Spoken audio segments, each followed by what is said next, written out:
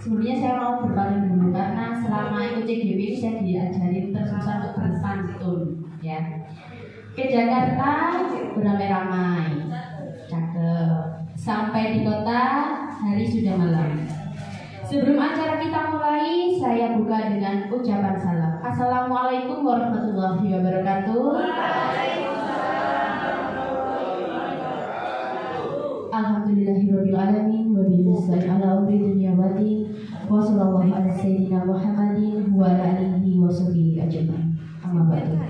Kepada yang terhormat Bapak Kepala Sekolah UPD SD 148 Gresik, Bapak Zainul Arifin SPDMM, yang saya hormati rekan-rekan CGB, Bapak Putri Prasetyo, Ibu Siti Rohmadaniati, dan Ibu Takus Mulyono, sekaligus Bapak Ibu Guru UPD SD 148 Gresik yang saya banggakan.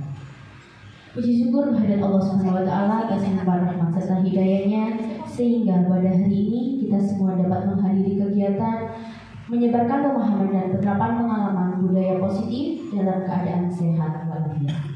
Tak lupa salawat serta salam tetap tercurahkan kepada junjungan kita Nabi Abu Muhammad SAW yang telah membimbing kita dari jalan kegelapan menuju jalan yang terang benderang, yakni Bapak Ibu yang terhormat, perkenalkan saya Rizky selaku pembawa acara pada pagi hari ini. Izinkan saya untuk menyampaikan susunan acara pada hari ini. Yang pertama pembukaan, kedua menyanyikan lagu kebangsaan Indonesia Raya, ketiga sambutan, dan yang terakhir yaitu pembacaan doa. Baik, tidak lengkap rasanya jika kita memulai kegiatan pada hari ini tanpa berdoa. Demi melancar kegiatan pada hari ini, marilah kita bersama-sama mengucapkan basmalah. Bismillahirrahmanirrahim. Acara selanjutnya yaitu menyanyikan lagu Indonesia Raya. Bapak Ibu semua dimohon untuk berdiri.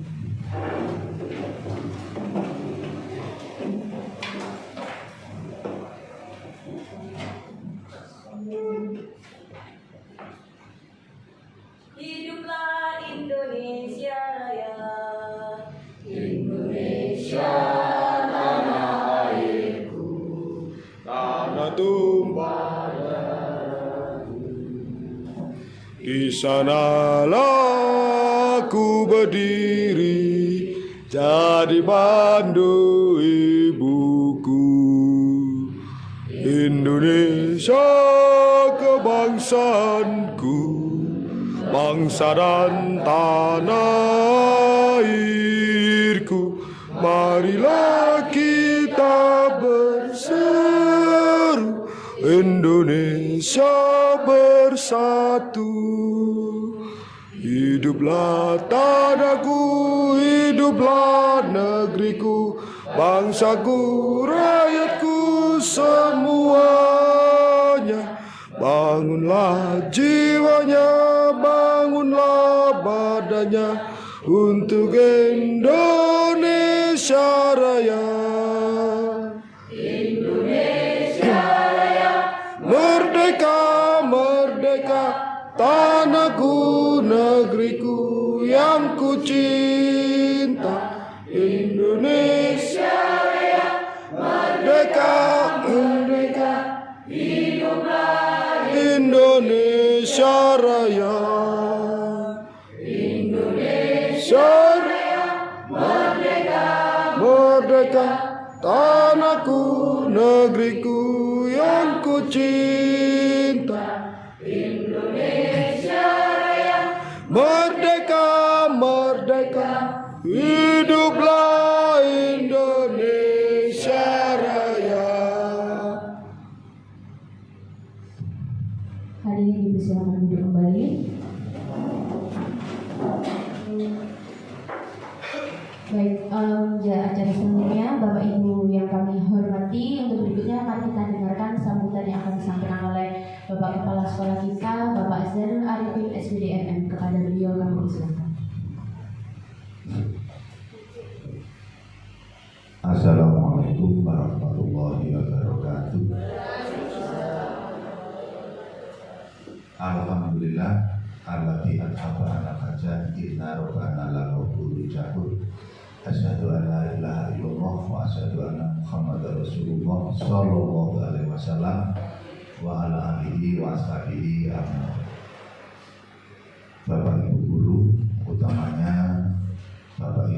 calon guru penggerak angkatan ke-9 dan Bapak Ibu yang lain juga termasuk calon guru penggerak. Jadi mudah-mudahan nanti angkatan ke-11 atau selanjutnya ya, Bapak Ibu guru yang lain tidak patah semangat, umpama kemarin tidak lulus, ikut lagi, daftar lagi. Sehingga di sini saya katakan calonnya guru penggerak. Nah, artinya besok kalau ada kesempatan supaya bisa mengikuti. Serta Bapak Ibu yang lain yang saya banggakan. Pertama, kita panjatkan puji syukur kehadiran Allah Subhanahu wa Ta'ala yang telah melimpahkan rahmat-Nya pada kita hingga saat ini kita dalam suasana sehat walafiat dalam lindungan Allah Subhanahu wa Ta'ala. Yang kedua, sholawat serta salam semoga tetap dilimpahkan pada junjungan kita Nabi besar Muhammad Sallallahu Alaihi Wasallam yang telah memberi suri tauladan pada kita semua hingga saat ini kita bisa mengikuti jejak dan langkahnya. Dan yang ketiga, saya ucapkan banyak terima kasih atas kegiatan hari ini yang telah diselenggarakan oleh 3 calon guru penggerak secara berkolaborasi ya, yang telah melaksanakan kegiatan yang direncanakan nanti sampai berapa bulan? 7. Jadi ini sudah kegiatan yang kedua, berarti masih kurang 5 kegiatan lagi. Mudah-mudahan nanti kegiatan ini tetap berjalan lancar, terus membawa hasil yang sangat baik. Hasil pada calon guru penggerak itu sendiri nanti bisa berubah menjadi betul-betul menjadi guru penggerak, bisa menggerakkan teman-temannya, bisa berinovasi, bisa sebagai teladan bagi teman-teman yang lain. Terus juga pengaruh pada siswa dengan metode cara mengajar, gaya mengajar, dan menggunakan teknik-teknik yang baru ya. Anak-anak semakin senang, anak-anak semakin ceria dan semakin termotivasi untuk belajar, sehingga pada akhirnya nanti akan diperoleh peningkatan, baik peningkatan prestasi gurunya maupun prestasi peserta didiknya, dan pada akhirnya nanti membawa dampak yang lebih besar lagi, yaitu bisa menggerakkan semua stakeholder yang ada di sekolah. Bisa sebagai contoh, bisa sebagai primadona yang ada di UPT SD Negeri 148. Ini harapan kami. Dan pada akhirnya, ending terakhirnya adalah menggerakkan kapal besar, yaitu Dinas Pendidikan atau Kementerian Pendidikan mencapai suatu keberhasilan di dalam melaksanakan atau mempraktekkan, mengimplementasikan kurikulum merdeka dan membawa perubahan besar, utamanya pada karakter, yaitu karakter Pancasila P5 ya. Proyek penguatan profil pelajar Pancasila. Nah, ini harapan kami seperti itu.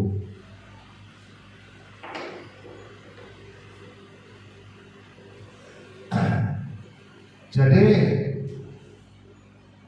harapan kami ini nanti mudah-mudahan tidak hanya suatu impian ya.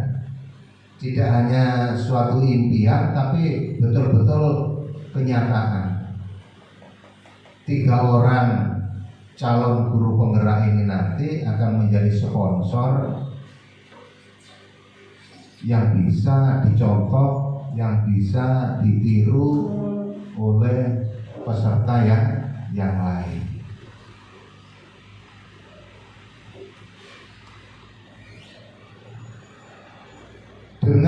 adanya 3 guru penggerak ini di UPT SD 148 ini mudah-mudahan juga akan mendongkrak nilai rapot mutu yang selama ini masih belum maksimal. Ya kalau kita lihat, kita bandingkan dengan lembaga-lembaga lain mungkin sudah lebih baik, tapi harapan kita masih tidak cukup di situ. Tetap kita pengennya yang lebih baik lagi, ya lebih baik lagi nanti. Bahkan harapan kami nanti juga akan disusul oleh Bapak Ibu guru yang lain. Tidak hanya Pak Putut, Bu Nia, dan Bu Rizky.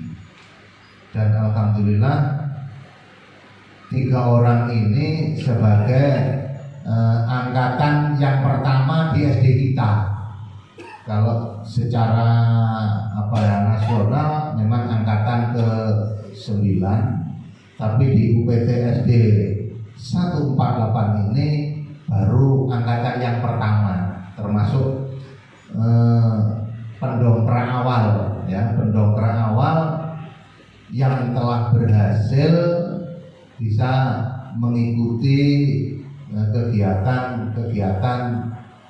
calon guru penggerak. Mudah-mudahan nanti bisa berhasil sampai final, sampai membawa predikat guru penggerak dan juga bisa menggerakkan teman-teman yang lain. Insya Allah mungkin demikian sebagai kata pembuka dari saya. Nanti selanjutnya biar waktunya juga terkondisikan karena hari Jumat, bisa dilanjutkan, bisa dilaksanakan sesuai dengan yang direncanakan. Kurang lebihnya demikian dari saya. Barangkali ada yang tidak berkenan, saya mohon maaf yang sebesar-besarnya. Akhirul kalam. Assalamualaikum warahmatullahi wabarakatuh.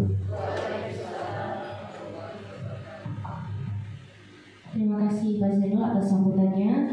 Baik Bapak Ibu, kita sudah sampai di penghujung acara. Baiklah, kita tutup acara kegiatan pembukaan penerapan pengalaman budaya positif ini dengan doa yang akan disampaikan oleh Bu Romi. Kepada beliau kami persilakan.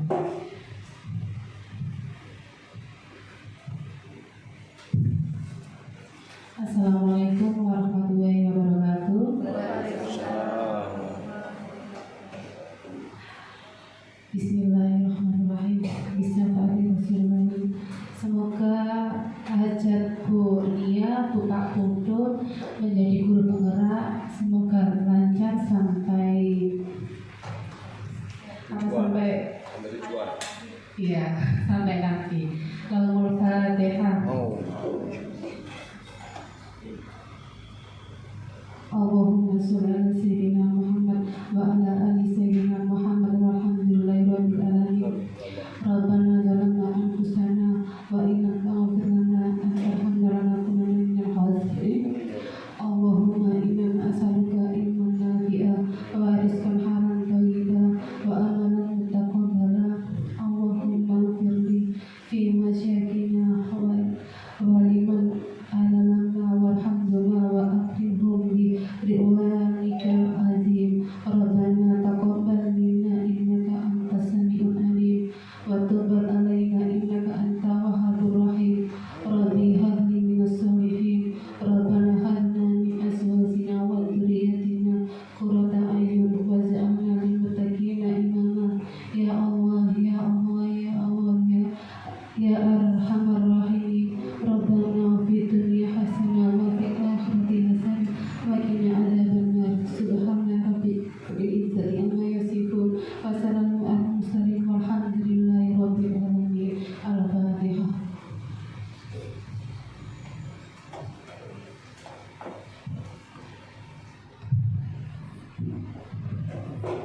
Terima kasih Bu Rohma.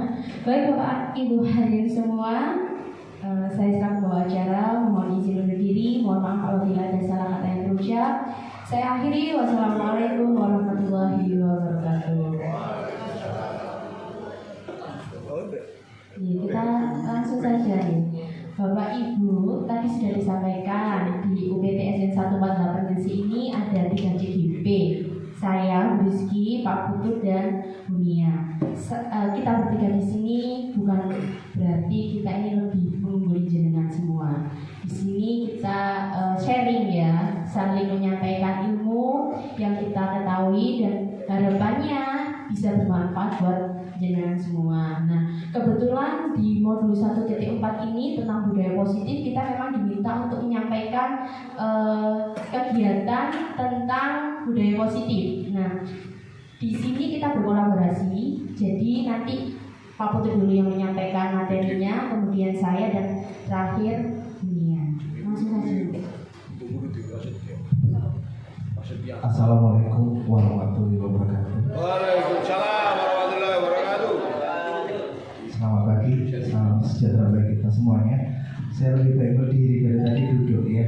Bapak Ibu, terima kasih sudah menyempatkan waktu dan meluangkan waktu untuk mendukung kegiatan ini. Seperti yang disampaikan sama Bu Rizky, kita semuanya yang ada di depan Bapak Ibu 3 DGP tidak ada maksud menggurui Bapak Ibu. Kita sama-sama belajar dan sharing. Di sini kita akan menyampaikan apa yang kita dapatkan selama kegiatan pendidikan guru penggerak, terutama kita berada di modul 1.4 tentang penerapan budaya positif. Bu Kiki bisa dilanjutkan slide-nya. Oke, Bapak Ibu perlu diketahui ya, konsep inti budaya positif yang pertama adalah perubahan paradigma belajar. Di mana perubahan paradigma belajar itu nanti bisa dibilang akan membawa dampak yang sangat besar pada saat Bapak Ibu menerapkan kegiatan pembelajaran. Yang sebelumnya Bapak Ibu mungkin ya, entah 1 atau 2 atau semuanya biasa menggunakan cara pembelajaran, metode pembelajaran yang contoh satu misal. Pagi anak-anak, assalamualaikum, LKS-nya dibuka, sekarang waktunya halaman berapa?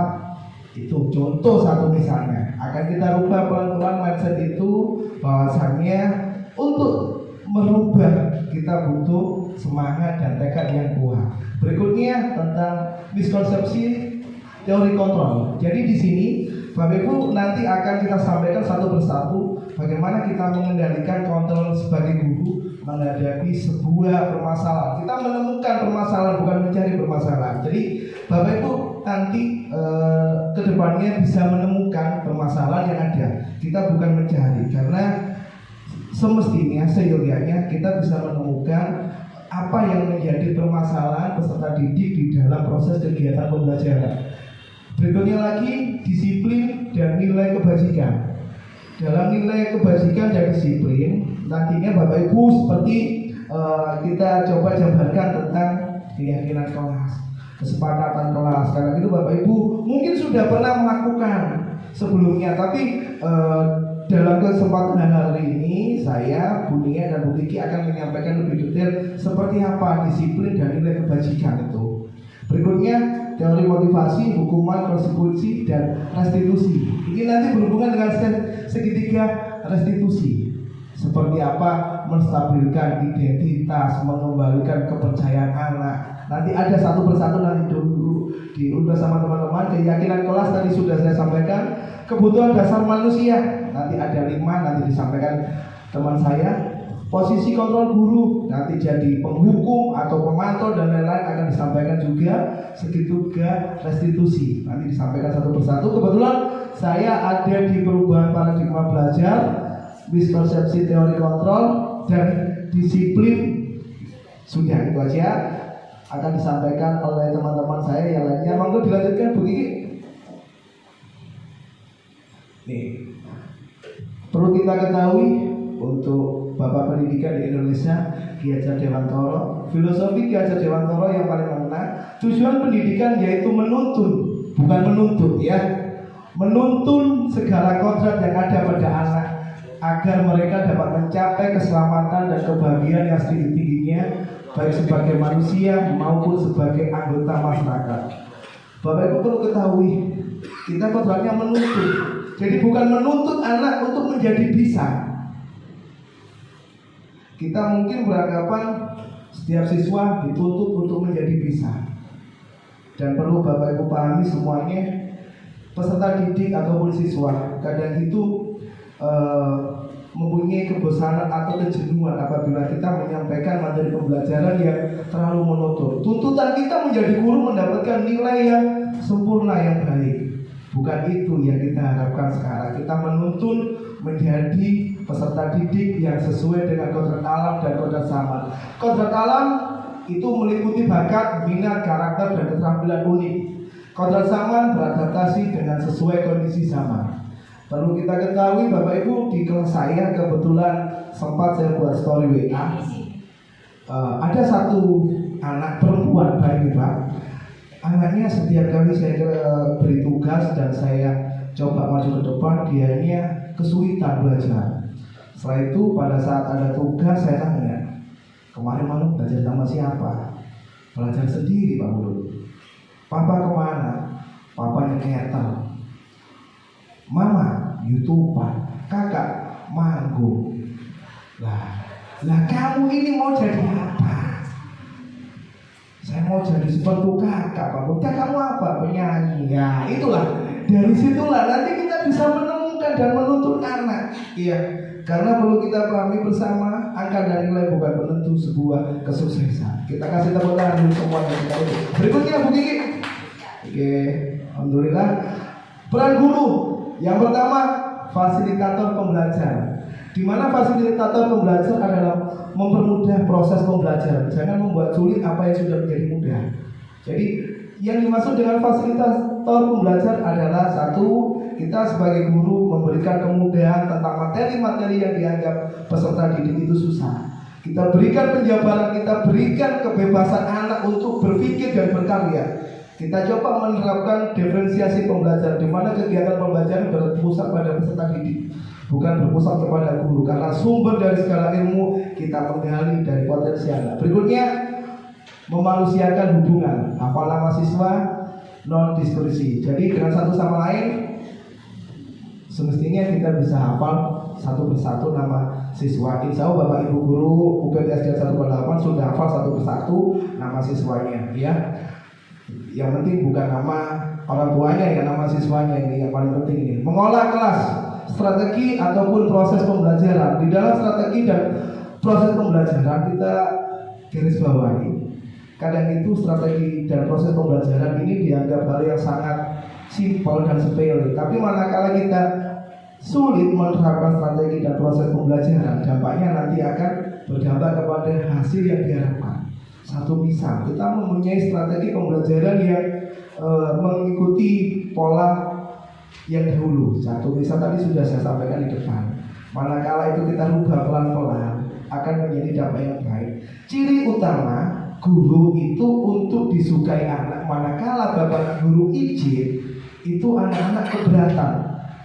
Contoh, saya kurang lebih 3 hari ini berturut-turut karena itu ada kegiatan dan sudah saya dokumentasikan. Anak-anak, besok Pak Bulut ada kegiatan, kamu dijaga atau ditunggu sama Bu Ija. Mereka berebutan datang ke saya, ada dokumentasinya gitu. Itu salah satu contoh bisa menerapkan mengolah kelas dengan baik sebelum kita masuk ke proses pembelajaran. Yang keempat, pemimpin pembelajaran menjadi teladan dan budaya positif. Ini yang kadang itu kita anggap sepele tapi sangat penting sekali.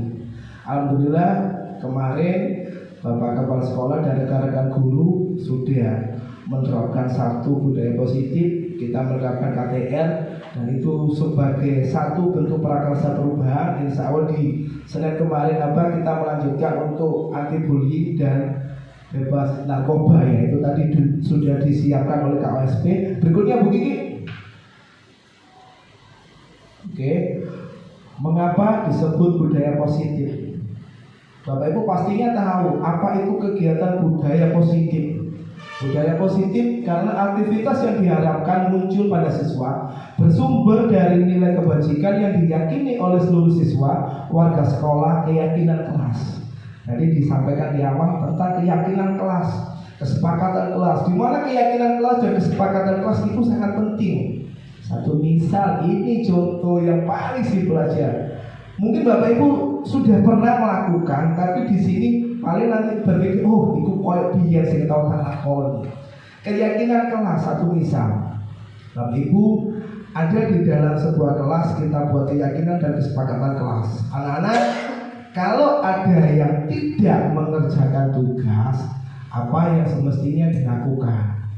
Ya, kita buat keyakinan dan kesepakatan kelas bagaimana membangkitkan motivasi anak agar anak tersebut mau dengan senang hati dan ceria mengerjakan tugas, menerima pembelajaran. Karena inti pertama dari kegiatan pembelajaran di dalam kelas harus ada dengan suasana yang ceria. Berikutnya, pembelajaran dengan paradigma baru. Di sini ada beberapa pernyataan terkait profil pelajar Pancasila. Yang pertama, beriman bertakwa kepada Tuhan Yang Maha Esa, berakhlak mulia, mandiri, bernalar kritis, kreatif, bergotong royong, berkepentingan global.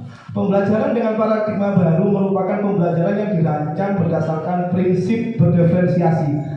Tadi sudah kita sampaikan, berdiferensiasi itu maksudnya kegiatan pembelajaran yang berpusat kepada siswa, di mana semuanya kita guru hanya sebagai pematik untuk menerapkan kegiatan pembelajaran. Pembelajaran berproses semuanya kepada siswa. Satu misal kegiatan berdiferensiasi, ini saya kasih contoh simpel saja di kelas 3. Kalau yang kelas lainnya saya kurang paham.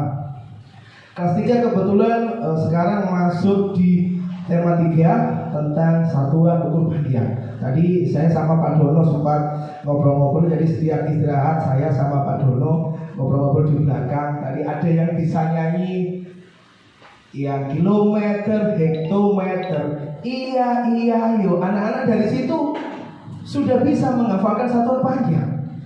Padahal hal yang sepele. Jadi semuanya kita kembalikan lagi ke siswa. Seperti apa cara menghafal yang betul untuk satuan panjang. Mungkin kalau kita hitung satu persatu, seperti apa kita menghafalkan kilometer, hektometer, terlalu ribet. Kita kembalikan lagi ke siswa, bagaimana kita cari cara yang cepat untuk siswa itu menghafalkan satuan panjang. Kita gali informasi dari siswa. Oh, siswa ini senang bernyanyi. Kita cari metode apa yang bisa menghafalkan satuan panjang agar siswa bisa menghafalkan dengan cepat.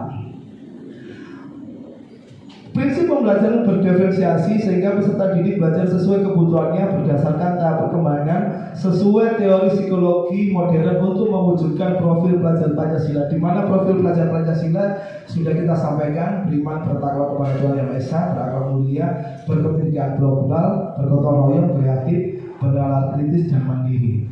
Berikutnya, Bapak Ibu, di sini ada kegiatan yang sangat simpel. Nanti saya minta tolong Bapak Ibu ya, saya beri secari kertas. Bapak Ibu nanti menuliskan sebuah bisa dituliskan. Bapak Ibu menulis sesuatu yang sangat berharga, ya dituliskan di sini. Tuliskan Bapak Ibu. Bu Nia minta tolong ya dibagikan ya, ini Bu Nia yang paling semangat di CGP Angkatan 9. Satu Kabupaten Gresik, ada 2, semuanya dari Direjo. Yang satunya Bu Vena, yang satunya lagi Bu Nia. Mereka semuanya sangat semangat. Teman-teman sangat iri melihat antusiasme dan semangat dari Bu Nia dari Direjo ini. Bapak Ibu silakan tuliskan sesuatu yang sangat berharga di kertas tersebut ya. Jadi Bapak Ibu dituliskan apa yang menurut Bapak Ibu berharga. Bapak Ibu tuliskan di secari kertas tersebut. Kita beri waktu 1 menit dari sekarang. 1 menit dari sekarang. Yang paling berharga menurut Bapak Ibu itu apa? Yes. Oke. Bebas, bisa barang, bisa apapun juga. Tidak ada hubungannya dengan pendidikan juga bisa. Bebas. Silakan, pacar, suami, istri silakan bebas, harta silakan bebas, silakan. Yang ada di pemikiran Bapak Ibu apa yang paling berharga Bapak Ibu tuliskan di situ. Yo, benar Gigi. Ya, okay. Betul, mata-mata wanita. Bagi saya semuanya berharga. Oke, monggo sudah? Sudah, Bapak Ibu silakan lipat. Ya, Bapak Ibu silakan lipat. Ya, dan genggam di tangan. Saya minta 2 orang bisa maju ke depan. Ya, saya minta dengan sangat Ibu Linda Retawati. Ya, bisa bantu saya ya, karena itu sudah digenggam. Oke, sudah digenggam. Bisa maju ke depan Bu Linda. Oke, Ibu Linda bisa maju ke depan. Ibu Linda maju ke depan dan saya minta tolong siapa ya ini ya? Cewek aja ini. Lanang lah. Bu Irma. Bu Irma. Ya, Bu lanang. Irma yang maju ke depan. Gak pakai kertas, gak apa-apa. Oke, habis. Gak pakai ditulis. Untuk Bu Linda sudah nulis, Bu Irma nggak usah nulis ya. Di sini sesuai petunjuk ya. Coba Bu Irma membujuk sekuat tenaga dengan cara dirayu ataupun dimarahi biar genggamannya Bu Linda ini bisa terbuka. Apa yang menjadi sesuatu yang paling berharga di Bu Linda bisa terbuka? Kira-kira bisa. Mulai dari sekarang. Contoh semisal ya, ini kertas yang dipegang Bu Linda. Bu Irma minta tolong biar tangannya Bu Linda ini terbuka. Kira-kira bisa nggak, Bu Irma? Oke. Iya. Jadi, oke. Yang pastinya, ini contoh ya, Bu Linda ini sudah menuliskan sesuatu yang paling berharga dalam genggaman tangan. Ya. Bu Irma dengan cara apapun merayu, membujuk ataupun memaksa biar Bu Linda ini bisa membuka kepala tangannya. Ya, biar bisa memberikan. Oke, mulai, yuk. Ayo, ini. Kalau nggak mau memberikan berarti ada apa-apa. Iya, oke, siap. Ayo. Berat. Agak ke depan sedikit. Masih gak ngeton nanomi kok. Oke. Ayo. Berat. Boleh Kak tuh. Iya, nggak boleh. Terus sudah. Apa ya? Bagaimanapun caranya biar bisa terbuka. Ancam aja. Iya. Ayo, gelut. Ya, terserah gimana caranya. Iya, ya, karena sesuatu yang dianggap berharga sama Bu Linda tidak akan dilepaskan, tetap digenggam terus. Gimana caranya Bu Irma bisa membuka kepala tangan dari Bu Linda? Oke? Itu bareng-bareng 5. Iya, kasih uang barangkali mau kasih uang. Terakhir. Oke. Mie, biasanya sudah kalau mie ya. Mie terakhir. Oh, tidak tergantikan. Oke. Apa kasih mie gak gelap biasanya apa? Paketan. Gak butuh iku paketannya ke. Iki nek sing buka Bu Irma gak gelem ketokan. Apa iki nek ayah yoga. Oke. Sudah? Gak berhasil buka? Sekarang Bu Linda dibuka sendiri. Apa yang ada di tangan Bu Linda? Iya, dibacakan. Ya yang Ardi. Yang penting saja. Iya, paling berharga. Yang paling berharga yang saya tulis di sini yaitu keluarga. Oke, terima kasih semuanya. Oke, Bu Linda, Bu Irma, terima kasih sudah membantu kegiatan ini. Jadi apa yang terjadi manakala sesuatu yang dianggap berharga di kepala tangan dengan cara apapun tidak bisa dibuka? Seperti halnya siswa. Iya, contoh siswa. Kalau kita tidak bisa mengeksplor siswa seperti apapun juga tidak akan bisa berhasil. Coba tadi contohnya lain. Contohnya itu mungkin tanpa ngomong saya ketik sudah bisa dilepaskan nanti. Oke, berikutnya. Bisa dilepas. Nambah. Perubahan paradigma, teori kontrol atau teori pilihan, ilusi kontrol. Ini tadi yang terjadi. Ilusi guru mengontrol murid. Iya.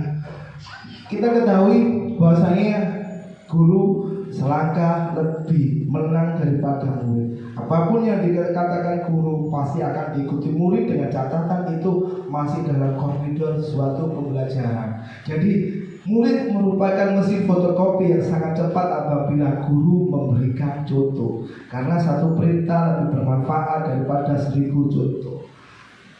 Ilusi bahwa kritik dan membuat orang merasa bersalah dapat menguatkan karakter. Di sini, apabila kita mengetahui dan menemukan sebuah permasalahan, jangan sekali-sekali kita langsung menghardik dan menghakimi siswa. Bagaimana siswa itu jangan terlalu dipojokkan, jangan terlalu ditekankan.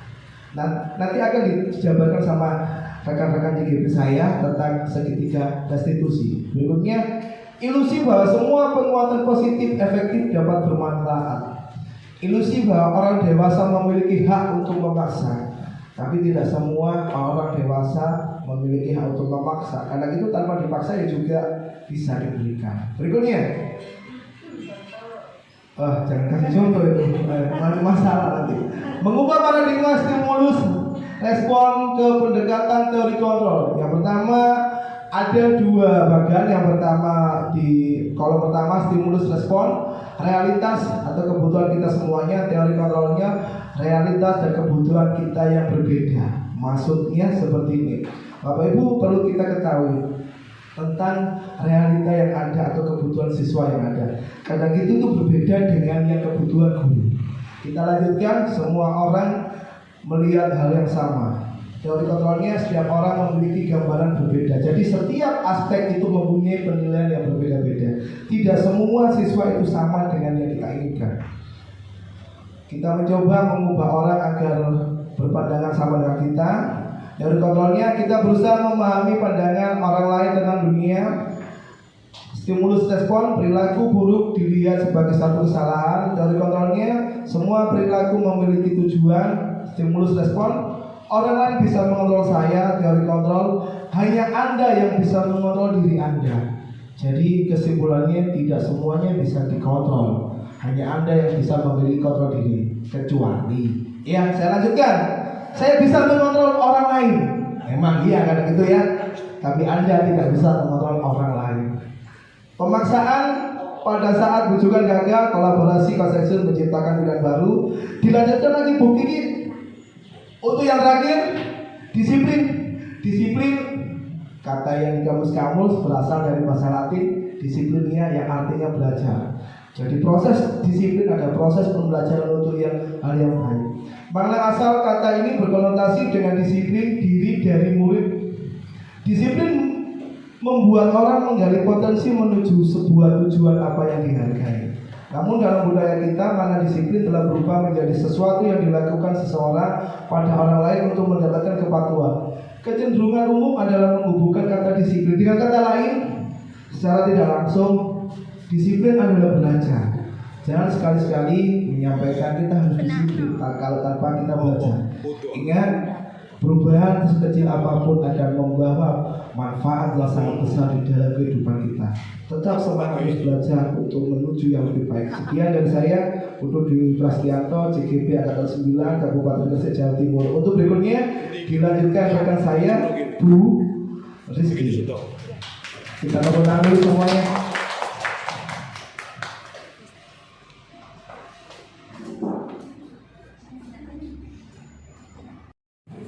Assalamualaikum warahmatullahi wabarakatuh. Bapak Ibu, perkenalkan kembali, nama saya Miftahul Rizky Mulyono, CGP Angkatan 9 Kabupaten Gresik. Hari ini mau berkolaborasi dengan Bunia dan Pak Putut menjelaskan modul 1.4 tentang budaya positif.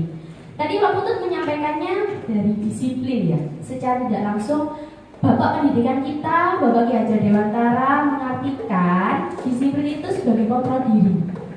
Belajar mengontrol diri untuk mendapatkan apa yang dicapai, untuk mendapatkan tujuan mulia. Nah, tujuan mulia ini berkaitan dengan nilai-nilai kebajikan. Menurut Bapak Ibu, ketika mendengar kata nilai-nilai kebajikan itu yang terlintas di pikiran jenengan itu apa? Hal-hal positif. Hal-hal yang positif, benar. Jadi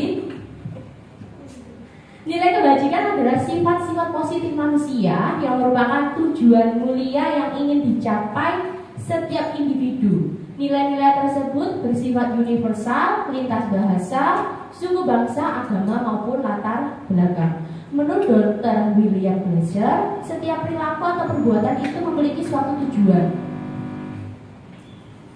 Nah, dengan mengaitkan nilai kebajikan yang diyakini, maka motivasi intrinsik akan terbangun sehingga menggerakkan diri untuk mencapai tujuan mulia. Dan nilai-nilai kebajikan yang dicapai oleh setiap anak Indonesia itu yang kita kenal sebagai profil pelajar Pancasila. Bapak Ibu masih ingat dimensi profil pelajar Pancasila itu apa saja? Ayo, dana apa saja? Gotong royong, beriman dan bertakwa. Apalagi berakhlak mulia, benar kritis, mandiri, berkebinekaan. Sudah 6 ya? Nah, sudah 6. Nah. Oke, nah ini. Jadi nilai kebajikan universal itu banyak, Bapak Ibu. Tidak hanya profil belajar Pancasila. Cuma yang sekarang ini kita gaungkan adalah tentang profil belajar Pancasila. Sudah kita sampaikan tadi 6 dimensinya. Nah, selain profil belajar Pancasila itu ada IB Primary Years Program. Ini kurikulum internasional yang ada di pendidikan dasar yang biasanya digunakan oleh sekolah-sekolah tertentu. Nah, di dalamnya apa saja nilai kebajikannya? Ada toleransi, rasa hormat, integritas, mandiri, menghargai, dan lain sebagainya. Selain itu ada juga 9 pilar karakter. Nah, ada cinta Tuhan dan segenap ciptaannya, kemandirian, tanggung jawab, kejujuran, diplomatis, hormat, dan santun. Intinya nilai-nilai kebajikan ini adalah nilai-nilai yang positif, nilai-nilai yang baik. Nilai kebajikan ini ada di dalam disiplin atau disiplin positif. Tujuan disiplin positif itu untuk menciptakan murid-murid yang berkarakter yang baik, murid-murid yang santun, yang sopan, yang mempunyai tanggung jawab, dan yang tentunya sebagai pembelajar sepanjang hayat yang sesuai dengan standar kompetensi lulusan yang ada di Indonesia. Selanjutnya Pak Putu. Nah, di slide sebelumnya tadi kita sudah sempat menyinggung nilai kebajikan itu akan memunculkan motivasi intrinsik. Motivasi intrinsik itu berarti motivasi apa nih Bapak Ibu? Dari dalam diri, bukan motivasi dari luar. Nah, teori motivasi perilaku manusia ini ada 3 bagian. Yang pertama untuk menghindari ketidaknyamanan atau hukuman, dan yang kedua untuk mendapatkan imbalan atau penghargaan dari orang lain. Nah, sebagai contoh, ngapunten ini. Jenengan semua datang ke sini ya, ikuti kegiatan yang kita adakan. Ada kalanya jenengan ini ke sini tujuannya atau alasannya mengikuti kegiatan ini itu apa? Apakah karena sudah diperintahkan sama Pak Janul? Pak Janul sudah WA di grup besok ada kegiatan CGP, otomatis kita mau tidak mau harus ikut. Nah, kalau seperti itu berarti itu masuknya di poin pertama, untuk menghindari ketidaknyamanan supaya tidak ditegur sama Pak Jainul, supaya tidak ditegur sama Bapak Kepala Sekolah ketika kita mengikuti kegiatan ini. Tapi coba poin yang kedua, untuk mendapatkan imbalan atau penghargaan dari orang lain. Oh, ternyata aku dengar kalau kita ikut kegiatan ini nanti ketika selesai acara dikasih fee sama Pak Putut. Benar. Nah, Gak mungkin. Kalau alasannya itu kan Fakta. Benar. kalau ya ini ada yang menunggu seperti itu, Bang. Kalau dasarnya mengikuti kegiatan ini karena supaya setelah selesai acara dikasih fee sama Pak Putut, berarti masuknya yang poin kedua. Lah, poin 1 dan poin kedua ini motivasinya namanya motivasi eksternal dari luar. Jadi bukan karena keinginannya sendiri. Nah, bagaimana dengan motivasi yang ketiga untuk menjadi orang yang mereka inginkan? Mereka inginkan ini maksudnya yang sesuai dengan jenengan inginkan dan menghargai diri sendiri dengan nilai-nilai yang mereka percaya. Alasannya mengikuti kegiatan ini karena merasa oh ini itu ilmunya bermanfaat. Saya ingin belajar ilmu yang baru. Saya ingin menjadi seorang pembelajar yang sepanjang hayat, yang bisa memberikan teladan ke siswa-siswa saya di kemudian hari. Kalau dasarnya sudah seperti itu, nah berarti masuknya sudah ke motivasi internal atau motivasi intrinsik tanpa ada dorongan dari luar. Jadi meskipun nanti setelah mengikuti kegiatan ini entah dikasih fee atau tidak sama Pak Putu, tetap berangkat, tetap ikut. Beda lagi kalau nunggu, aku ikut tapi harus dikasih hadiah dulu. Nah, kalau seperti itu jadi maksudnya ke motivasi eksternal. Nah, Bapak Ibu, kita sebagai seorang guru di kelas itu paling tidak sebaiknya kita itu bisa memunculkan motivasi intrinsik pada diri murid-murid kita. Jadi supaya anak-anak itu betah di kelas, suka belajar. Nah, itu adalah tugas kita dan memang tidak mudah. Tapi insya Allah kalau kita mau belajar terus, kita bisa memunculkan motivasi intrinsik pada diri anak. Selanjutnya, nah, Ini masih ada kaitannya dengan yang tadi, masih ada kaitannya dengan disiplin positif juga mengenai teori hukuman, konsekuensi dan restitusi. Bapak Ibu, ketika jenengan memperhatikan tabel di depan ini, ada enggak kata-kata yang baru saja jenengan tahu antara hukuman, konsekuensi dan restitusi? Restitusi. Nah, saya juga baru tahu. Saya juga baru tahu Bapak Ibu di modul 1.4 ini tentang restitusi. Nah, di sini saya akan mengupas sedikit tentang restitusi, tapi nanti akan dijelaskan lebih dalam lagi pada segitiga restitusi. Kita bahas dari mulai tentang hukuman ya. Hukuman di situ kolomnya sudah memberikan identitas gagal. Paling bawah sendiri sudah bertulisan negatif. Artinya hukuman itu memberikan dampak yang negatif, dampak yang tidak baik. Hukuman itu biasanya ada dua macam. Kalau tidak hukuman fisik, ya hukuman verbal. Kalau hukuman verbal kita lebih ketika ada anak yang melanggar langsung kita marahi. Kita menggunakan nadanya bukan do rendah, sudah nadanya do tinggi. Bahasanya sudah menghardik. Nah, mungkin Bapak Ibu guru di sini ketika dulu zamannya masih sekolah pernah ada dapat hukuman? Nah, monggo. Pak Tio, hukumannya dulu. Kok aku contohnya? Aku meneng. Gitu. Gimana Pak Tio ceritanya dulu ketika sekolah? Apa? Depan. SD ya? Iya, Pak Tio. Bercerita ya, Bapak Ibu ini sudah bercerita. Ya, ayo Pak Tio. Maju ke depan. Ceritakan. Ayo Tio lagi. Tangan tahun ini. Hanya. Oke. Sebentar, Siti. Tes. Gimana?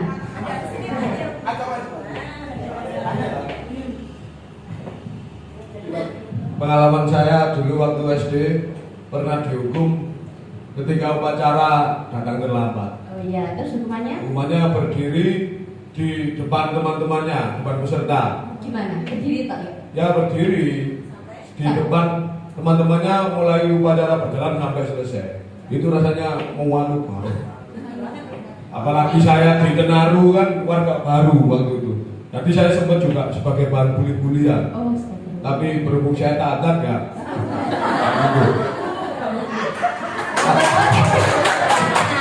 Mental aja. Oh iya, mental. Ya, selanjutnya ngomong ke Siti. Mental.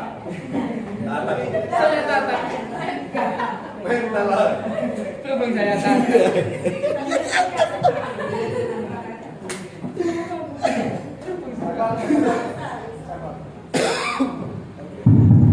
Terima kasih waktu yang telah diberikan kepada kami.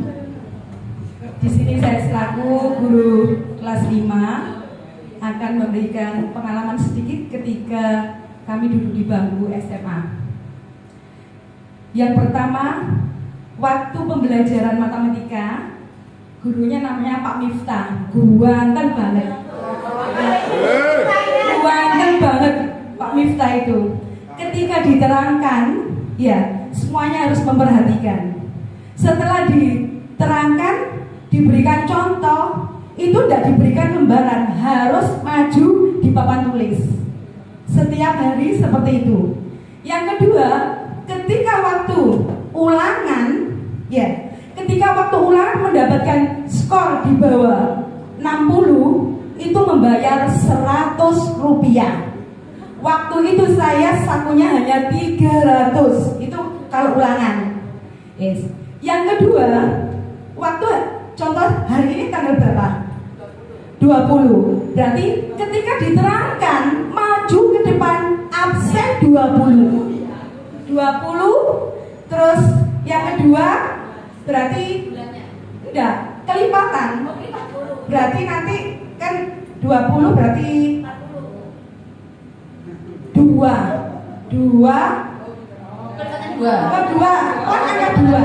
Nggak bisa yang perempuan berdiri sebelah sana, yang laki-lakinya nggak bisa berdiri sebelah sini.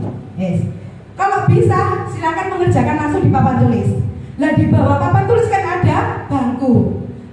Setelah itu terakhir waktu mau habis, tidak ada yang bisa, langsung hukumannya 1. gitu. Beneran ya SMA. Semuanya berdiri, laki perempuan menghadap ke papan tulis. Oh, naik di bangku. Dihitung sama Pak Miftah. 1, 2, 3, 1. Ada yang nggak sama harus sama. Seperti itu terus. Jadi majunya itu sesuai dengan tanggal hari itu. Kan gitu beneran. Apalagi kalau mempunyai pacar. Kalau mempunyai pacar ya apa caranya besok tanggal harus bisa. Maksudnya gimana tanggal 30? Tanggal 30 berarti nanti ke nomor absen 3, 13, 30, 33, 43. Lah saya waktu itu satu kelasnya 49. Oh, banyak ya. Itu. Dan seterusnya. Terus kalau Pak Miftahnya capek, hukumannya nyapu. Kan nanti 3 saya di YBM itu, saya YBM. Nah, iya YBM. Nanti nyapu kalau nggak capek nyapu kan 3. Terus atau ini di depan ini kan ada bendera. Lah sebelah barat itu STM. Hormat gini. Nanti ya seperti itu. Nanti siang nggak semalamnya harus belajar. Itulah kenangan yang terindah tapi membawa sampai sekarang dengan Pak Miftah. Terima kasih. Terima kasih Bu Siti. Nah, Bapak Ibu, secara tidak langsung hukuman itu membekas loh ya. Teringat kan sampai sekarang. Nah, berarti hukuman itu artinya Gak pernah dihukum. oh, Bukan hukuman saja yang membekas. Ya. itu nanti. Bu Rizky dulu pernah dihukum gak? Oh pernah. Sama Pak Dia. Kita lanjutkan saja ya. Izin dah. Hanya. Nah, Bapak Ibu, jadi paling tidak kita sebagai guru jangan sampai menerapkan yang namanya hukuman. Supaya apa? Supaya kita tidak jadi dibenci sama siswa kita dan supaya siswa-siswa kita itu tidak merasa membenci tentang aturan, gak suka sama aturan, supaya menghilangkan hal-hal yang seperti itu. Nah, kalau dilihat di tabel sampingnya itu ada konsekuensi dan restitusi. Kita bahas yang konsekuensi. Konsekuensi itu kesepakatan antara guru dan siswanya. Nah, konsekuensi ini sudah memberikan dampak yang positif, tapi juga ada memberikan dampak ketidaknyamanan juga kepada siswanya, tapi itu hanya dalam jangka waktu yang pendek, sementara. Misalkan kalau yang tadi tidak bisa tidak bisa mengerjakan soal matematika seperti Bu Siti tadi, mungkin konsekuensinya bisa yang lainnya, bukan malah berdiri atau melompati bangku dihitung berkali-kali botol. Ada kesepakatan yang bisa didiskusikan dengan siswa kita. Jadi meskipun siswa kita itu nanti akan melakukan konsekuensi yang mereka lakukan atas pelanggaran yang sudah dilakukan, tapi mereka itu merasa oh ya karena memang aku sudah melanggar. Jadi bukan istilah nggak grundel. Meskipun capek, meskipun tidak suka, tapi itu hanya sementara karena di awal sudah dibuat kesepakatan. Beda lagi dengan restitusi. Secara garis besarnya restitusi itu sebuah pilihan. Kita sebagai guru menawarkan, membantu siswa membuat pilihannya. Ada siswa yang melanggar, kita tindak dengan restitusi. Restitusi ini sebuah penanganan untuk siswa-siswa yang bermasalah, tapi dalam hal yang positif. Kita memberikan atau mengajak anak-anak itu ke arah yang lebih baik. Ngomongnya ketika ada anak yang berbuat salah sudah bukan ada tinggi, ya, tapi sudah yang kalem. Jadi gimana caranya kita bisa berbicara yang enak kepada anak tersebut, memberikan solusi. Jadi anak melanggar aturan tetap akan melakukan konsekuensinya, tapi kita tahu alasan kenapa anak itu berbuat seperti itu. Misalkan seperti kejadian di sekolah kita, ada anak mengambil uang, alasannya apa? Oh, karena uangnya dikasih sama neneknya cuma 2.000. Padahal kenyataannya dia itu kalau jajan nggak bisa nih cuma 2.000, harus lebih dari 2.000. Makanya akhirnya dia ngambil uang temannya. Nah, kalau kita tidak melakukan restitusi, kita nggak akan tahu alasannya anak itu seperti apa. Mungkin secara tidak langsung kita ini sudah melakukan restitusi, tapi waktu itu kita belum tahu kalau itu namanya restitusi. Nah, selanjutnya keyakinan kelas. Di situ ada pertanyaan, mengapa harus keyakinan kelas? Mengapa bukan peraturan kelas? Mungkin biasanya kalau kita di kelas tahunya kan peraturan kelas atau kesepakatan kelas. Nah, keyakinan kelas ini satu tingkat lebih tinggi dari peraturan kelas. Dari peraturan kelas itu kita masukkan nilai-nilai kebajikan, akhirnya dia menjadi suatu keyakinan kelas. Nah, secara garis besar dalam melakukan atau membuat keyakinan kelas ada 3, Bapak Ibu. Berdiskusi tentang peraturan atau kesepakatan kelas, yang kedua menyusun peraturan menjadi keyakinan kelas, dan yang ketiga menempelkan keyakinan di ruang kelas kita. Nah, kalau dirinci membuat keyakinan kelas itu seperti ini. Yang pertama, mencatat semua masukan para murid. Jadi ketika membuat keyakinan kelas itu semua murid boleh berpendapat. Kita sebagai bapak ibu guru boleh membagikan post-it setiap anak. Nah, setiap anak itu menuliskan pendapatnya. Bagaimana ya di kelas itu supaya aku bisa lebih nyaman. Oh, aku nggak suka Bu karena aku nggak suka di kelas apabila ada yang ramai. Nggak apa-apa, itu kan namanya pendapatnya anak nih. Kita tampung semuanya, kita tempel nanti di depan. Jadi misalkan satu kelas ada 30 anak, nanti kita punya tempelan 30 di depan untuk membuat suatu keyakinan kelas. Nah, dari tempelan-tempelan itu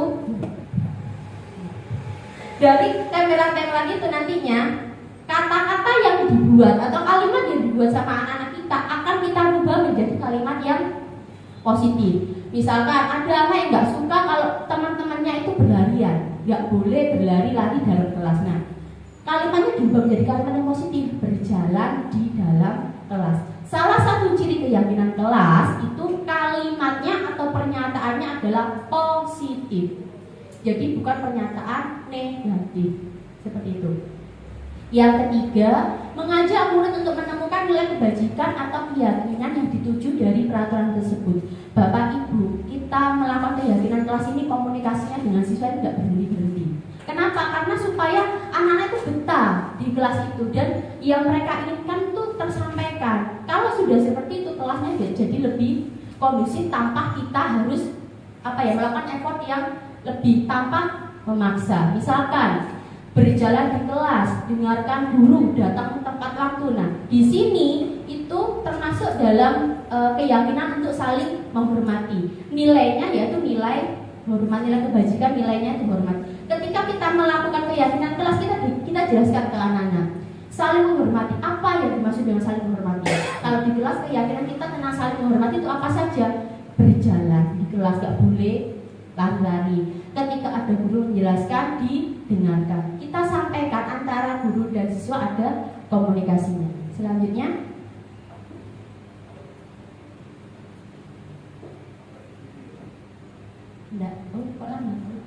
nah ini semuanya Pak. Ini salah satu contoh yang sempat saya lakukan ya tentang keyakinan kelas. Jadi setiap anak itu boleh menuliskan pendapatnya. Dikasih kertas warna-warni, nanti tempel. Nah, setelah ditempel kita baca satu-satu, nanti kan pasti ada yang sama kan. Nah, yang sama kita leburkan. Nah, dari itu nanti kita rubah kalimatnya jadi kalimat yang positif. Kemudian kita jelaskan tentang nilai-nilai yang ada di situ dan diharapkan anak-anak yang ada di situ sepakat dan mau melakukannya. Next. Nah, ini tadi meninjau ulang keyakinan kelas secara bersama-sama. Jadi setiap yang kita tuliskan di papan tentang keyakinan kelas harus kita selalu sampaikan. Setuju nggak kalau kayak gini? Kalian mau nggak kalau seperti ini? Nah, jadi terus disampaikan. Oke, next. Nah, ini contoh keyakinan kelas yang ada di kelasnya Bunia ya. Dibuat seperti ini, melaksanakan piket, masuk ke dalam kelas setelah berbunyi. Nah, di bawahnya ada konsekuensinya. Nah, konsekuensi ini pun bukan Bunia yang membuat. Bukan gurunya yang membuat, tapi siswanya juga saling berkomunikasi antara guru dan siswa. Jadi supaya anak tahu, oh kalau sudah bel berarti harus masuk kelas. Kalau misalnya nggak masuk kelas, konsekuensinya di sini tinggal di dalam kelas selama waktu yang dilanggar. Misalkan ketika bel jam 7 tet, 10 menit jalan-jalan di luar kelas, nggak masuk kelas. Nah, selama 10 menit itu ketika istirahat dia harus di dalam kelas. Nah, itu konsekuensi, dan konsekuensinya ini relevan ya dengan apa yang dilanggar. Selanjutnya, nah ini tentang kebutuhan dasar manusia. Kebutuhan dasar manusia adalah segala sesuatu yang dibutuhkan oleh manusia untuk mempertahankan keseimbangan kondisi fisiologis dan psikologis yang bertujuan untuk mempertahankan kehidupan dan kesehatan. Bapak Ibu, setiap manusia itu pasti punya kebutuhan dasar gitu. Nah, apa saja itu? Monggo. Nah, di sini ada 5 kebutuhan dasar yang manusia. Yang pertama, bertahan hidup, kasih sayang dan diterima, penguasaan, kebebasan dan kesenangan. Kalau bertahan hidup itu kita butuh yang namanya makan, pakaian, tempat tinggal. Kalau untuk kebutuhan dasar manusia tentang kasih sayang, apa? Nah ini ada rasa diterima, dipedulikan, kerjasama, menjadi bagian dari kelompok. Kalau untuk yang penguasaan tentang harga diri, keinginan untuk dianggap, memimpin, berprestasi. Sedangkan untuk kebebasan yaitu mandiri, memiliki pilihan, mencoba hal yang baru, mampu mengendalikan dirinya. Kemudian untuk kebutuhan dasar kesenangan yaitu bermain, humor, tertawa, bersenang-senang, antusiasme. Nah, Bapak Ibu, kebutuhan dasar ini jadi background anak melakukan pelanggaran. Seperti yang saya ceritakan tadi, ketika anak melakukan pencurian di kelas lain, ketika ditanya melalui sekedar institusi, dia mengakunya uang sakunya kurang. Nah, berarti ini masuk kebutuhan dasar yang bertahan hidup. Seseorang melakukan pelanggaran karena dia gagal dalam memenuhi kebutuhan hidupnya. Kalau mereka gagal memenuhi apa yang dia inginkan, pasti kedepannya dia akan melakukan sebuah pelanggaran. Seperti itu dari saya. Selanjutnya akan disampaikan oleh Nia.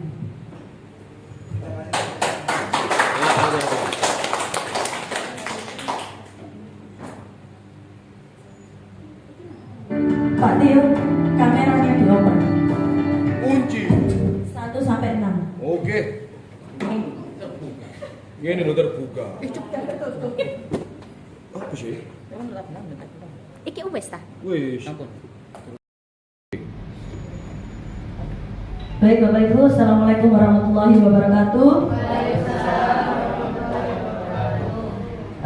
Terima kasih untuk kedua rekan saya, Pak Putu dan Bu Rizky, yang sudah menyampaikan materi sebelumnya, yaitu tentang teori kontrol dan 5 kebutuhan dasar, kemudian keyakinan kelas. Nah, sebelum saya melanjutkan ke materi 5 posisi kontrol kita sebagai guru dan segitiga restitusi, di sini supaya tidak tegang ya dari tadi, kita ice breaking dulu. Bagi yang sudah tahu mungkin Bu Farida sama Bu Nur, nggak apa-apa, bisa mengikuti saja. Nanti silakan slide-nya langsung di next gitu ya Pak ya. Siap ya Bapak Ibu? Sebutkan warna di bawah ini. Hijau. Ya.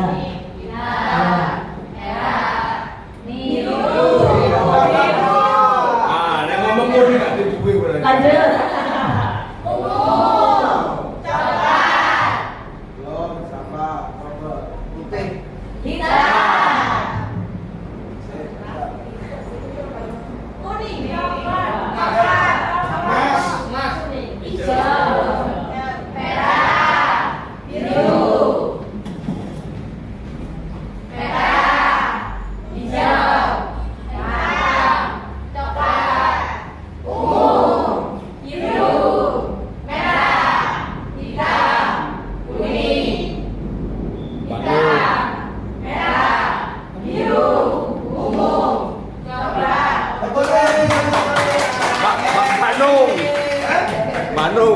Rupanya konsentrasi masih bagus, full ya. Baik, terima kasih. Nah, ke slide yang tadi Pak. Nah, Bapak Ibu, tadi Bu Rizky sudah menyampaikan keyakinan kelas. Jadi antara materi yang disampaikan oleh Pak Putu tadi, kemudian yang disampaikan Bu Rizky, ini berhubungan dengan materi kita yang ketiga, yaitu tentang 5 posisi kontrol dalam segitiga restitusi. Tapi sebelum saya jelaskan 5 posisi kontrol nanti seperti apa, Bapak Ibu tolong diamati. Di sini nanti saya sajikan 5 video ya. Nanti jenengan amati apa perbedaan antara video 1 dengan sampai video kelima. Monggo.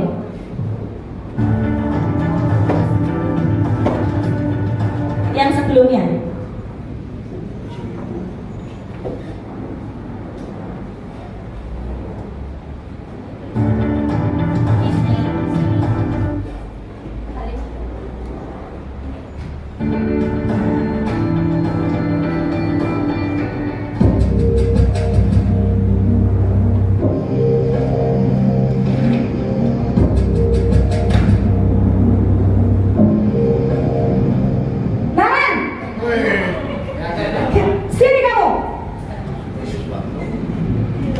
Selamat pagi, Bu.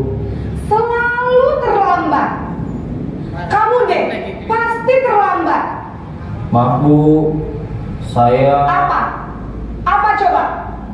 Alasan kamu apa lagi? Kapan sih kamu tidak terlambat? Malas sekali ya kamu jadi anak. Saya... Dasar pemalas. Gak kapok-kapok sih kamu. Sudah berapa kali terlambat? Sana, kamu keliling lapangan basket 2 kali. Kenapa saya harus keliling lapangan basket, Bu? Kenapa? Kamu melawan ibu. Berani-beraninya jawab. Sudah terlambat, masih berani jawab pula. Sekarang, keliling lapangan basket 5 kali sekalian. Biar kapok. Cepat. Pergi sana ke lapangan basket.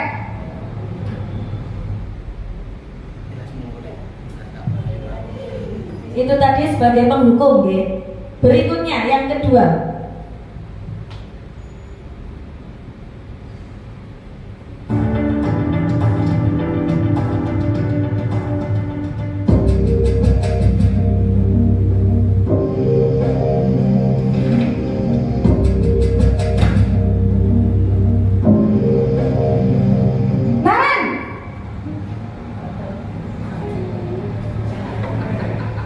Selamat pagi, Bu.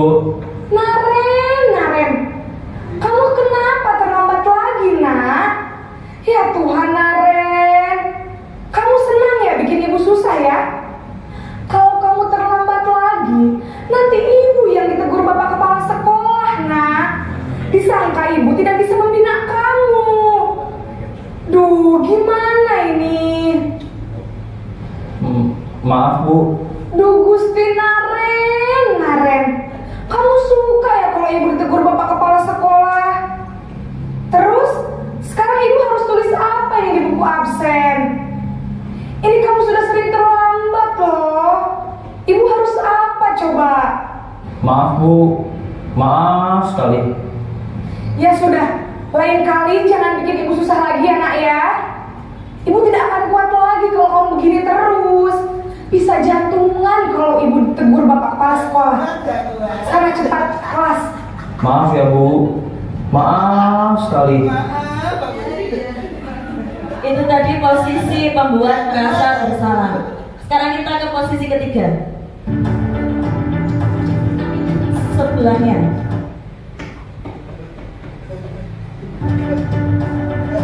Posisi teman.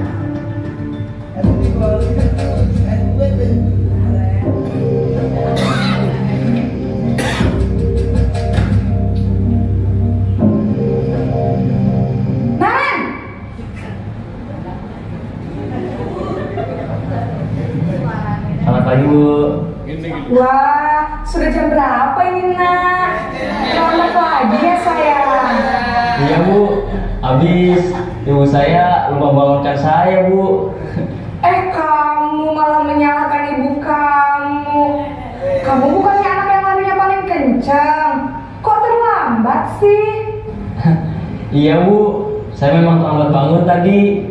Jadi, biarpun saya lari kencang, tetap gak kekejar, Bu. Ya sudah sana. Nanti lain kali larinya lebih kencang lagi ya. Biar gak terlambat lagi. Bikin seneng ibu. Demi ibu. Bisa kan?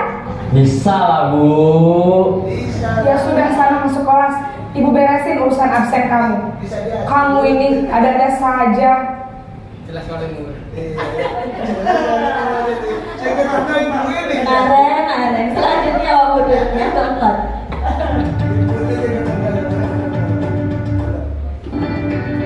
Posisi pemantau.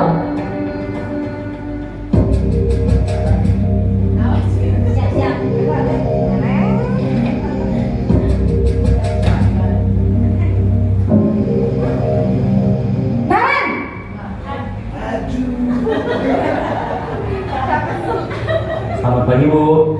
Naren, apa peraturan sekolah kita tentang jam berapa kita harus masuk sekolah, nak? Kita harus di sekolah jam 7, Bu. Iya, betul. Sekarang sudah jam 7.20. Naren sudah tahu konsekuensinya jika terlambat hadir. Paham, Bu. Saya harus tinggal kelas pas jam istirahat selama 20 menit.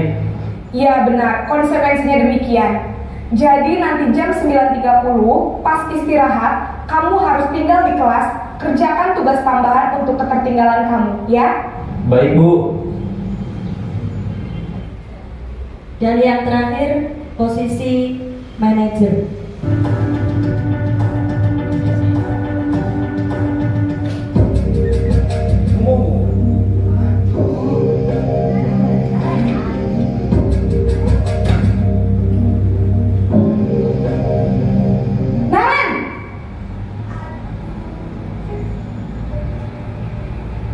Selamat pagi Bu. Selamat pagi Naren. Maaf Bu, saya terlambat. Iya, sekolah masuknya jam 7, sekarang sudah jam 7.20. Jadi sekarang bagaimana ini Naren? Maaf Bu, saya lupa setel alarm saya semalam. Baiklah, menurut kamu, keyakinan sekolah yang mana yang perlu kamu tingkatkan? Menghargai diri sendiri dan orang lain mungkin ya Bu. Setuju. Jadi, apakah Naren meyakini prinsip saling menghormati tersebut? Iya Bu, saya meyakininya. Apakah Naren bersedia memperbaiki masalah keterlambatan ini? Bersedia Bu. Bagaimana kamu akan perbaiki masalah keterlambatan ini? Saya akan coba untuk tidak lupa menyetel alarm saya Bu. Baik, kalau Naren lupa menyetel alarm di rumah, ada orang yang kira-kira bisa bantu mengingatkan tidak? Ada Bu, kakak saya, Kak Emma. Ada lagi selain Kak Emma? Selain Kak Emma, ada ibu saya. Baik, jadi yang mengingatkan Naren adalah Kak Emma dan ibu kamu ya? Kira-kira akan mulai setel alarm kapan nih Naren? Setelah pulang sekolah, akan segera saya lakukan.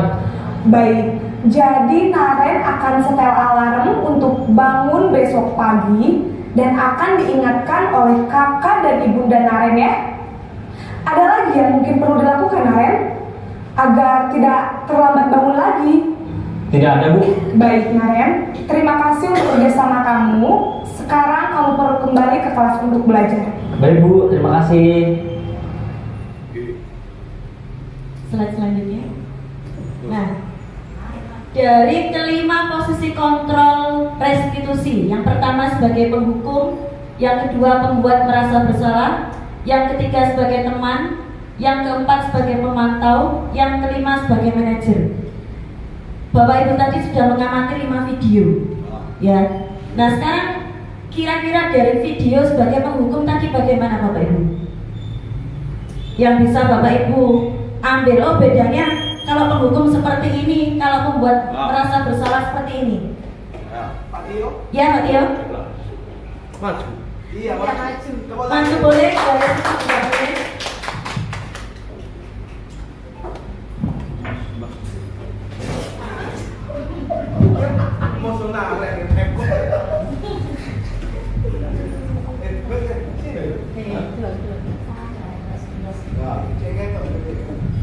Dari yang video 1 tadi, Ya. yang untuk tipikal guru penghukum. Kalau dilihat dari video yang pertama tadi ya, untuk gurunya terlalu ini ya. Kalau saya bilang terlalu jahat. Terlalu jahat. Oke. Jahat. Terus apa lagi? Kalau terlalu jahat itu dan siswa tadi tidak diberikan kesempatan untuk memberikan alasan kenapa dia terlambat. Kalau dilihat dengan model guru seperti itu menjadikan siswa trauma ataupun minder nanti pada nantinya. Ya, yang penting itu tadi. Ya. PSKS. Ya. Untuk yang video kedua, Pembuat merasa bersalah. merasa bersalah. Ya. Ya, memang itu tadi kalau dilihat di videonya itu penanganan terhadap siswa yang terlambat tadi sangat lembut sekali. Tapi kalau digunakan di era zaman sekarang, itu malah membuat siswa menjadi menyepelekan seperti itu. Jadi, kayak Bang Rasina ini paling ini lah, seperti itu. Itu kan jadikan strategi. Sekarang saya rasa tidak ini apa cocok. Tidak relevan. Untuk yang video ketiga, teman ya. Nah itu saya rasa ini yang paling cocok digunakan strategi pendekatan ke siswa zaman sekarang. karena itu menjadikan siswa lebih kooperatif. Jadi kita dipaksa untuk masuk ke dunianya siswa. Jadi seperti itu. Jadi kadang kalau kita sudah masuk ke dunia mereka akan lebih mungkin satu merasa bisa curhat seperti itu tanpa ada yang ditutupi. Nah, itu untuk yang ketiga. Untuk yang video keempat, pemantau. Model pemantau ini penanganannya ke siswa ini tipikal yang serius tapi santai. Nah, ini perannya tegas, disiplin dan menjadikan siswa mengetahui tanggung jawabnya. Lalu yang video kelima, manajer ini mengedepankan kesalahan dikembalikan kepada siswa sendiri supaya siswa tersebut juga menemukan solusi yang paling baik untuk dirinya sendiri, seperti itu. Ya, itu saja dari saya. Mungkin ada tambahan untuk dari teman saya, Pak Yoga, tadi saya lihat juga nulis itu. Terima kasih Pak Tio, luar biasa. Ini saja tidak apa-apa. Pak Yoga mau berpendapat? Ya, bukan aku bilang. Aku jangan ngomong tapi isi. Sedikit saja. Ini di dalam muridnya isi. Pak Yoga, Pak Rehan, itu tadi sudah manajer produser. Nah, produser. Baik ya, terima kasih atas pendapatnya Pak Tio. 5 posisi kontrol. Yang pertama sebagai penghukum. Ciri-cirinya tadi sudah betul. Gurunya dari raut mukanya sudah jahat, ya kan? Dari nada suaranya sudah berapa oktav Bu Rizky tadi? 7 oktav katanya. Nada suaranya tinggi. Kemudian disertai dengan hukuman, baik itu secara verbal maupun fisik. Tadi disebutkan dasar kamu tidak berubah dan sebagainya. Itu sudah menjat siswa supaya nanti karakternya akan seperti itu dan berulang-ulang. Nah, justru tadi itu akan menimbulkan rasa trauma. Betul tadi apa yang dikatakan Pak Tio. Siswa akan lebih cenderung membenci ya, membenci terhadap orang tersebut dan juga aturannya. Jadi tidak ada kesadaran dari dalam diri sendiri. Yang kedua, membuat merasa bersalah. Lembut memang suaranya tadi ya, gurunya. Tetapi di sini anak merasa salah atau rendah diri. Apalagi tadi disebutkan, kalau kamu seperti ini terus nanti bisa-bisa ibu guru jantungan. Berarti nanti kalau gurunya jantungan sakit, yang merasa paling bersalah adalah siswanya. Nah, ini juga tidak baik ternyata.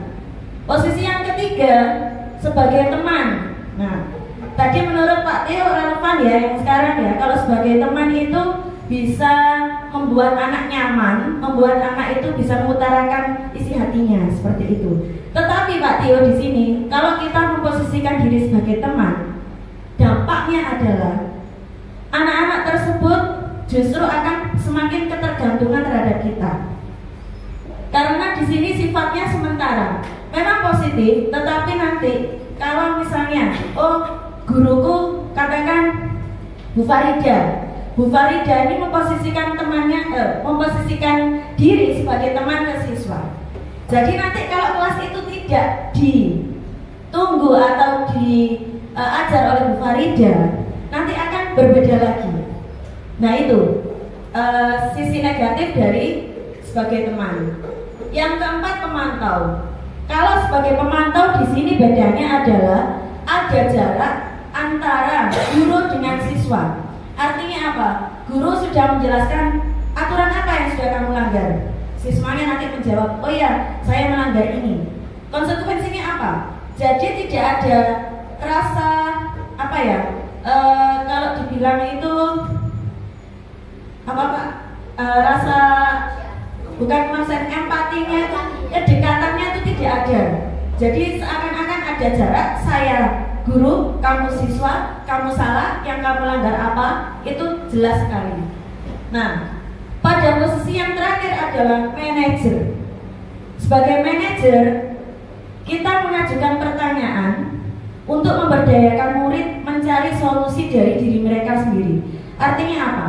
Yang pertama, kita membuat murid itu merasa mengakui, dia tahu kalau dia salah. Yang pertama, mengakui dengan sadar, jadi bukan karena dipaksa. Yang kedua, nanti setelah dia mengakui, akui, dia harus paham keyakinan kelas atau keyakinan sekolah. Jadi tadi sudah dijelaskan Bu Rizky. Tahap pertama sebelum kita untuk melakukan segitiga restitusi adalah kita membuat dulu keyakinan kelas. Dari keyakinan-keyakinan kelas nanti akan menjadi budaya positif dan menjadi keyakinan sekolah yang diyakini oleh seluruh warga sekolah. Nah, kemudian setelah siswa itu tahu, oh ini loh keyakinan yang sudah saya langgar, konsekuensinya nanti seperti ini, guru mengarahkan kembali ke siswa, mencarikan solusi yang terbaik. Jadi masalah siswa ini nanti selesai tanpa ada rasa trauma, tanpa ada rasa membenci, dan kemudian untuk berikutnya dia akan semakin sadar terhadap keyakinan yang sudah dibuat bersama-sama. Nah, kalau kita masukkan ke dalam tabel penghukum dan pembuat merasa bersalah, ini ternyata akan menghasilkan identitas gagal. Nah, ini Bapak Ibu harus hati-hati ya. Kalau kita memposisikan diri kita sebagai penghukum, pembuat orang merasa bersalah, nanti hasilnya akan menghasilkan siswa yang memberontak, yang pendendam, cenderung menyalahkan orang lain. Pernah kan seperti kalau ditanya, loh ini bukan saya Bu, itu Bu lah, menyalahkan orang lain. Kemudian menyembunyikan, menyangkal, bahkan berbohong. Mungkin ini tanpa kita sadari ya. Nah nanti perlahan-lahan kita ubah perilaku kontrol negatif ini ke arah yang positif. Di situ ada teman, pemantau, manajer. Kalau teman dan pemantau sifatnya nanti sementara. Efeknya ketergantungan untuk yang teman, untuk memantau menyesuaikan bila diawasi. Jadi kalau kita memposisikan sebagai pemantau, siswa tidak kita atasi, dia akan kembali ke posisi semula, melanggar lagi. Oh, tidak ada guruku, melanggar lagi. Jadi kalau diawasi, oh itu ada bunyi yang masuk. Nah, seperti itu. Berarti kita masih memposisikan sebagai pemantau. Nah, menurut Bapak Ibu, posisi yang paling tepat yang mana kira-kira? Sebagai manajer. Karena nanti hasilnya kita akan menguatkan watak atau karakter siswa. Nah, itu ending yang kita inginkan sesuai visi dan prakarsa perubahan yang sudah kita buat pada minggu yang lalu. Segitiga restitusi. Apa restitusi? Tadi sudah sempat dijelaskan Bu Rizky ya, untuk menciptakan kondisi murid memperbaiki kesalahan mereka. Jadi memperbaiki, bukan mencari-cari kesalahan, tetapi membantu murid menyelesaikan masalahnya, supaya dia bisa, suatu saat dia bisa punya karakter yang lebih kuat dari kesadaran yang muncul dari dalam diri sendiri. Berikutnya, langkah-langkah dalam segitiga restitusi. Yang pertama, menstabilkan identitas. Apa yang dilakukan di sini? Ketika anak bersalah, jenengan panggil, biasanya disendirikan, tidak ditangani di kelas ya. Jangan ditangani di kelas Bapak Ibu, nanti dia muncul rasa malu atau minder. Jadi misalnya si A ini melakukan pelanggaran, kita panggil ke ruang guru. Yang pertama kita lakukan adalah menstabilkan dulu identitasnya. Saya yakin anak-anak yang berbuat salah itu pasti ada sedikit banyak rasa takut. Nah, kalau ada rasa takut biasanya anak akan defensif. Artinya apa? Dia akan membela diri, tidak akan mau mengutarakan masalahnya. Nah, ini peran kita stabilkan. Nah, semua orang itu pasti punya kesalahan. Bu guru aja loh, ya, yang sudah mengajar kamu ini juga pernah berbuat salah. Wajar, jadi berbuat salah itu wajar. Kita stabilkan dulu emosinya. Setelah itu, rasa takutnya akan menurun. Baru kita masuk ke tahapan validasi tindakan yang salah. Nah, tadi kira-kira apa yang sudah kamu lakukan di kelas tadi? Itu Bu, saya misalnya saya mengambil pensil teman saya tapi tidak izin. Nah, dia tahu kesalahannya. Nah, kalau seperti itu, nah kira-kira perbuatan kamu itu benar atau salah? Salah Bu. Menurut keyakinan kelas kita itu bagaimana? Karena sebelumnya sudah dibuat keyakinan kelas. Dibuatnya itu pada awal semester baru. Ya, ketika anak-anak sudah, oh iya, kalau mengambil barang orang lain artinya kita merugikan orang lain, tidak menghargai orang lain, ya. Kemudian juga melanggar ketertiban di kelas dan sebagainya. Karena sudah tahu keyakinan, otomatis dia akan tahu konsekuensinya. Kamu kan sudah tahu keyakinan kelas kita ya, seperti itu. Kira-kira konsekuensinya apa? Dia pasti akan mengutarakan. Iya Bu, nanti saya akan pertama saya akan meminta maaf kepada teman saya. Kemudian yang kedua, konsekuensinya yang sesuai dibuat di dalam kelas. Itu dilaksanakan. Nah, peran guru di mana? Memberikan solusi yang lain. Kita tawarkan solusi yang lain. Kenapa sih nak kamu itu sampai pinjem ngambil pensil temanmu? Kenapa? Nanti pasti ada alasannya. Ya karena itu Bu, pensil saya satu patah.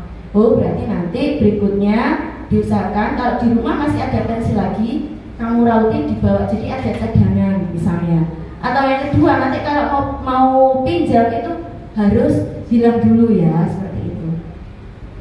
Nah, kalau sudah demikian, anak mendapatkan solusi dan tidak akan merasa tertekan. Berikutnya saya yakin kita tinggal memantau perkembangan apakah anak itu masih mengulangi atau tidak. Dan ini sudah saya praktekkan di kelas. Alhamdulillah untuk beberapa hari ini sudah muncul dampak positifnya sudah ada. Nanti tinggal kita pantau. Nanti kalau misalnya sifatnya tetap, nanti bisa kita bentuk keyakinan sekolah ya Bu ya. Nah ini contoh yang sudah saya lakukan.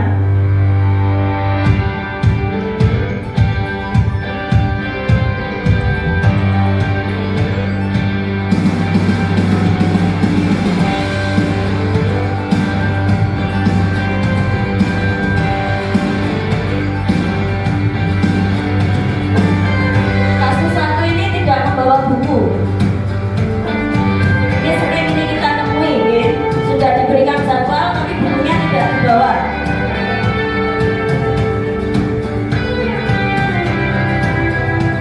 Kasus kedua, lupa tidak mengerjakan tugas.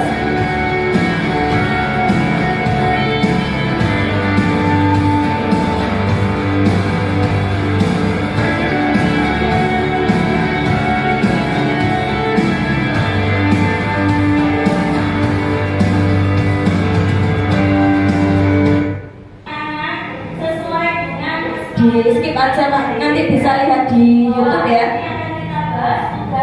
Ini sudah saya upload di YouTube, nanti mungkin Bapak Ibu bisa melihatnya. Saya lanjutkan ke materi berikutnya. Langkah-langkah segitiga restitusi tadi sudah saya jelaskan. Yang pertama, menstabilkan identitas. Jadi saat anak melakukan pelanggaran itu kita stabilkan identitasnya dulu supaya anak tidak takut atau defensif. Ya, kalimatnya seperti tadi yang sudah saya contohkan. Bapak Ibu juga pernah berbuat salah. Setiap manusia itu tidak ada yang sempurna, pasti pernah melakukan kesalahan. Berikutnya Pak, langkah yang kedua yaitu validasi tindakan yang salah. Kita mencari tahu alasan kenapa. Pasti dia punya alasan tertentu kenapa melakukan seperti itu. Setelah anak-anak mengutarakan alasannya, baru kita masuk ke yang ketiga. Langkah ketiga yaitu menanyakan keyakinan. Jadi kita kembali kepada keyakinan kelas. Kalau itu memang di kelas, kalau pelanggarannya sifatnya umum di sekolah berarti ada keyakinan sekolah. Kalau ada keyakinan kelas dan sekolah berarti anak pasti tahu keyakinan-keyakinan nilai-nilai kebajikan yang sudah dilanggar dan otomatis tahu konsekuensinya. Karena konsekuensi itu yang menawarkan adalah anak, bukan guru. Jadi jenengan kalau membuat keyakinan kelas, kira-kira kalau konsekuensi seperti ini berat atau tidak untuk kalian jalankan? Kalau anak-anak sudah setuju, sepakat Bu, sepakat.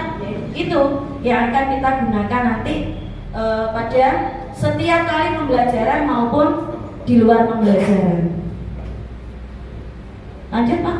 Oh, sudah, terima kasih ternyata. Alhamdulillah ya. Sudah tuntas Bapak Ibu diseminasi kami tentang budaya positif sekolah. Mudah-mudahan membawa manfaat, setidaknya nanti bisa jadi ya masukan ya Pak ya. Mungkin bisa dipraktekkan untuk di kelas Bapak Ibu semua. Terima kasih. Saya kembalikan ke Bu Rizky untuk menutup.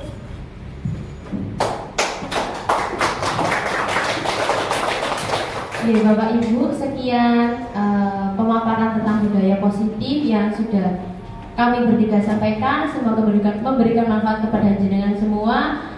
Kami akhiri. Wassalamualaikum warahmatullahi wabarakatuh.